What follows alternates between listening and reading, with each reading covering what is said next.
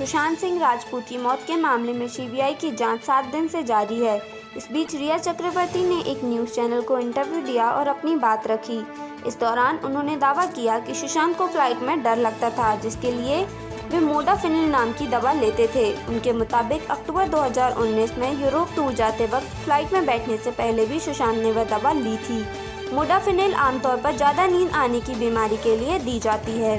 Paris पहुंचने के बाद 3 दिन तक कमरे से नहीं निकले थे सुशांत। रिया ने इंडिया टुडे से बातचीत में यूरोप ट्रिप को याद करते हुए रिया ने कहा कि जब हम यूरोप के लिए उड़ान भरने वाले थे तब सुशांत ने कहा कि उन्हें फ्लाइट से डर लगता है। उसने डॉक्टर की सलाह के बगैर मोडाफिनिल नाम की दवा ली।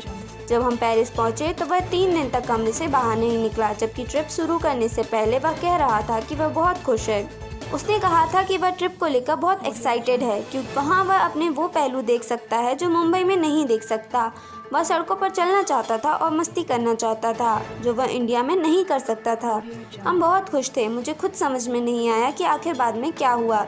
स्विट्ज़रलैंड में एकदम ठीक था सुशांत। रिया ने आगे कहा कि स्विट्ज़रलैंड में एक बार एकदम ठीक था, एनर्जेटिक था। हम इटली पहुँचे और गोथिक होटल में रुके, जिसके बारे में बुकिंग के समय हमें पता भी नहीं था। हमारे कमरे में गुंबद जैसा ढांचा था जो मुझे पसंद नहीं आया।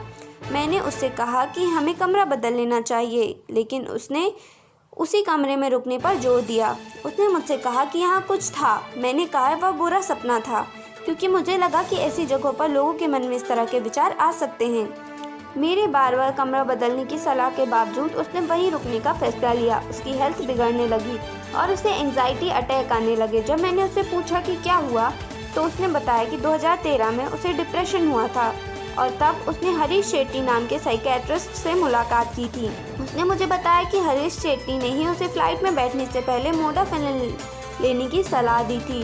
उसके मुताबिक तब से वह एकदम ठीक था। फिर उसकी हालत और बिगड़ने लगी और हम ट्रिप को बीच में छोड़कर ही भारत लौट आए।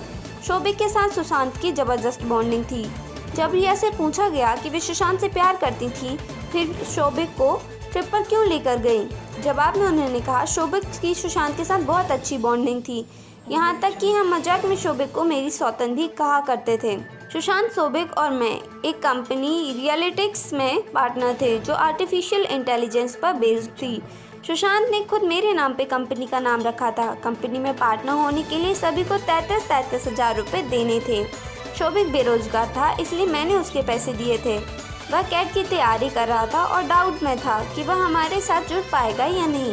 उसे यूरोप ट्रिप पर ले जाने पर जोर सुशांत ने ही दिया था। मैं सुशांत के पैसों पर नहीं पल रही थी।